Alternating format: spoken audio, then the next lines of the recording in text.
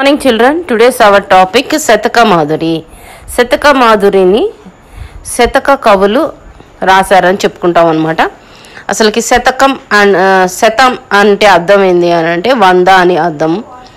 100 సంవత్సరాలు మరియు 100కు దగ్గరగా ఉన్న కాలం కానీ ఏవైనా వైటినైనా కానీ శతకం అని చెప్పవచ్చు అనమాట. ఓకే, శతక పద్యాలను ముక్తకాలు అని కూడా అంటారు. ముక్తక పద్యం దేనికదే స్వతంత్ర భావంతో ఉంటుంది. శతకాలలో మగుటం సాధారణంగా పద్యం చివర ఉంటుంది. మగుటం రహితంగా కూడా కొన్ని శతకాలు ఉంటాయి. మొదటిగా మనం చూసినట్లయితే సైడ్ హెడ్డింగ్, దైవాన్ని పూజించే విధానాలు ఎట్లు ఉండాలి, ఎందుకు? దైవాన్ని పూజించేందుకు కావలసిన 3 పువ్వులు. మొదటి పుష్పము సత్యగుణము, రెండవ పుష్పము దయాగుణము, 3వ పుష్పము ఏకాగ్రత. ఈ 3 పువ్వులు భక్తి యోగ విధి సహితమైన దైవ పూజకు కావాలి. భక్తి లేని పూజ చేటు అని పెద్దలు చెప్తున్నారు. రెండవ సైడ్ హెడ్డింగ్, ప్రజలు రాజును ఆశ్రయించవచ్చునా లేదా లేకపోతే ఎందుకు? మనం చూసినట్లయితే నేను సైడ్ హెడ్డింగ్స్ ఇందులో కూడా ప్రిపేర్ చేశాను. భిక్ష తినటానికి కావాలంటే ప్రతి గ్రామంలోనూ ఎవరినైనా భిక్ష అడిగితే భిక్ష పెడతారు. నివాసం ఉండటానికి గృహాలు ఉన్నాయి. వస్త్రాలు వీధుల్లో దొరుకుతాయి. వస్త్రాలు, నీరు తాగటానికి అమృతం లాంటి స్వచ్ఛమైన నీరు ఏరులుగా పారుతూ ఉంటాయి కాబట్టి ఎక్కడైనా దొరుకుతుంది. కాబట్టి ప్రజలు రాజును తిండికి, బట్టకు, తాగటానికి, ఉండటానికి ఆశ్రయించవలసిన అవసరం లేదు. సైడ్ హెడ్డింగ్, సిరి లేకున్న పండితుడు ఏ ఏ గుణాల వల్ల శోభిల్లుతాడు? తల వంచి గురువు పాదాలకు నమస్కరించేవాడు, దానగుణం కలిగినవాడు, శాస్త్రాలను వినేవాడు, సత్యాన్నే మాట్లాడేవాడు, బలభుజం కలవాడు, మనసులో సౌలభ్యం గలవాడు అయి ఉన్నవాడు పండితుడు. అలాంటి పండితుడు సిరి లేకపోయినా కానీ శోభిల్లుతాడు. నెక్స్ట్ సైడ్ హెడ్డింగ్, రాముని గొప్పతనాన్ని ఏ విధంగా చాటి చెప్పవచ్చును? రాముడి యుద్ధంలో శత్రు భయంకరుడని, దుఃఖాలు పొందే వారికి బంధువని, విలువిద్యలో ప్రచండమైన భుజతాండవం చూపిన కీర్తిమంతుడని, అతనికి సాటి వచ్చే దైవము మరొకడు లేడని నిర్ధారించి ఏనుగులను ఎక్కి బ్రహ్మాండమంతా నిండేటట్లు బేరిని వాయిస్తూ చాటి చెప్పవచ్చు. నెక్స్ట్ సైడ్ హెడ్డింగ్, సత్ప్రవర్తన వల్ల పొందే ఫలితాలు. హరిదాసును నిందించకపోతే సకల గ్రంథాలు చదివిన ఫలితం వస్తుంది. భిక్ష పెట్టడానికి అడ్డు రాకుండా ఉంటే చేతితో దానం చేసినంత ఫలితం వస్తుంది. మంచి వారిని మోసగించకపోతే వారికి బహుమానం ఇచ్చినంత ఫలితం వస్తుంది. దేవుడి అగ్రహారములు అంటే భూములు అన్నమాట, అపహరించకుండా ఉంటే బంగార ధ్వజస్తంభము గుళ్ళు కట్టించినంత ఫలితం వస్తుంది. ఇతరుల వార్షికాలను అంటే సంవత్సరపు చందాలు లేకపోతే జీతాలను అడ్డుపడకుండా ఉంటే తన పేరు మీద సత్రాలను కట్టించినట్టే అవుతుంది. ఎందుకు చెయ్యకూడదు? ఇతరులను ఎవరిని మోసగించకూడదు.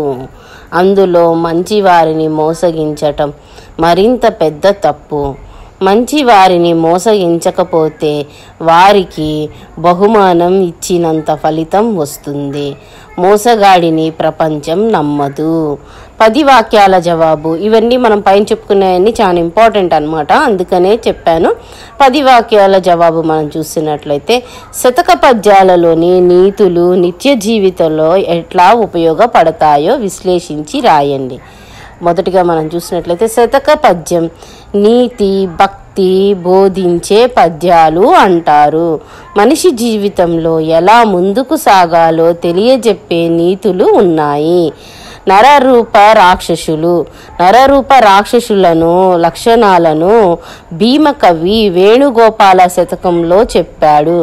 అవి చదివితే అటువంటి లక్షణాలను విడిచిపెట్టి మంచిగా నడుచుకోవచ్చు. అటువంటి రాక్షస లక్షణాలు గల వారికి దూరంగా ఉండవచ్చు. రాక్షస లక్షణాలను మనం చూసినట్లయితే భీమకవి ఏమేమి చెప్పాడు అని అంటే, సత్యాన్ని అసలు వాళ్ళు మాట్లాడరని, ఇతరుల యొక్క సొమ్ములను అపహరిస్తాడని, కులగర్వంతో పేదవారి ఇళ్లను నాశనం చేస్తారని, లంచాలను పుచ్చుకుంటారనేసి, చెడు ప్రవర్తన కలిగి ఉంటారనేసి, అలాగే నవ్వుతూ ముచ్చట చెప్తూ వాళ్ళని నాశనం చేయటానికి పొంచి ఉంటారని, తల్లిదండ్రులను ఇంటి నుండి బయటికి తోలివేస్తారని, ఇలాంటి లక్షణాలు గల వాళ్ళందరినీ కూడా భీమకవి రాక్షసులుగా వాళ్ళని పోల్చారనమాట, నరరూప రాక్షసులుగా. ఓకే, లక్షణాలు సైడ్ హెడ్డింగ్.